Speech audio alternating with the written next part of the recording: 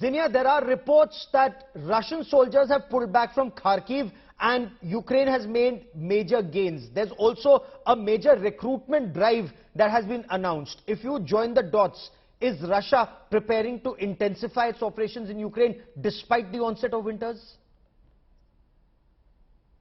At the moment, the Russian, or let's say pro-Russian military is facing difficulties. It has not just retreated from the northern Kharkiv region and left Izum, a strategic point, but right now it's facing difficulties in Lyman. Yes. Today we have seen some developments there, so that could probably be a next Izum. Let's hear for the latest news from the front. But again, it would be another defeat for Russians unless they are able to bring very quickly the resolves and support, because today analysts said that it's around 20,000 of Ukrainian armed forces against 4,000 to 5,000 of Russian forces. One of the estimates, of course, there are different speculations and all, but that could be another defeat. So yes, Russia has to mobilize people, and that's what it is doing for the past 1 week. Okay. And Olga, as far as Ukraine is concerned, despite being cornered, despite facing the Russian onslaught for close to 8 months, the Ukrainian forces are advancing, and not just in Kharkiv, but in this new town, Lyman.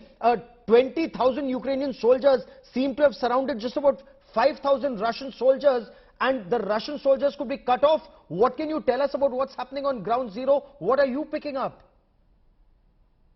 Well, I'm not on ground zero, but what we are listening and what we hear is that the Russians are in the encirclement, and it could be the biggest encirclement for the Russian army since the Second World War. As you mentioned, there are thousands of soldiers there, Russian soldiers there, and at the moment what we hear, it is almost impossible for them to rescue from that encirclement. So Ukraine will have, Ukraine will advance there once more, and Ukrainian forces are advancing. So the Lyman is Donetsk region. The same we have, like Ukraine is continuing, but not so easily, but continuing counter-offensive in the south.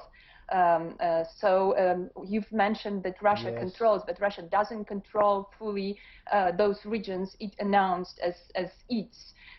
So it doesn't control the Zaporizhia region. Zaporizhia, the oblast center, is controlled by Ukrainian armed forces, and also the biggest part of the region itself. So this should be understood, and probably I think my guess is the announcement, this quick announcement and quick doing of the sham referenda was the step of desperation, because the counter-offensive in Kharkiv region was very well done. So you've probably read a lot of military experts called it just exceptional.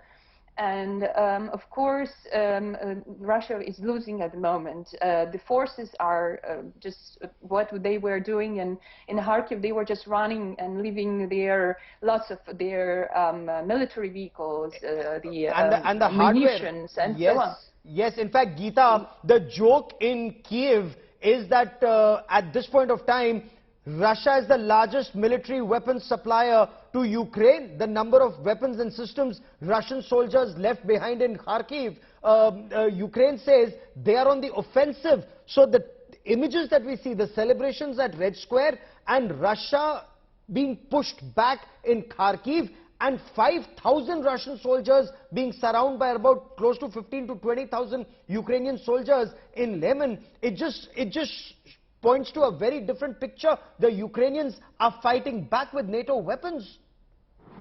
Well, there are a few things over here, Gaurav. One is the fact that whatever referenda that was carried out in the 4 provinces or the regions of Ukraine are not going to be recognized by anybody. Hence, this is going to remain a conflict zone. Whatever the weapon system that Ukraine has, most of it is Russian. So, for the soldiers to use the weapons left behind by Russian soldiers is certainly a natural course.